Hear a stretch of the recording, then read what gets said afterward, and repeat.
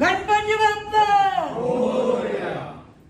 या वर्षीचा गणेश उत्सवाचा देखावा मीनाक्षी मंदिर या ठिकाणी करण्याचं ठरलेलं आहे। भाई काका आणि हिमंत त्या ठिकाणी संपूर्ण इंडियन आर्टची जे आहे तेच या ठिकाणी आपला देखावा पूर्ण करणार आहेत।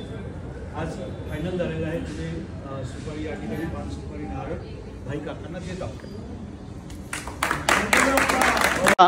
मीनाक्षी मंदिरचं प्रतिकृती आपल्याला या ठिकाणी बघायला मिळणार। गणपती बाप्पा मोरया।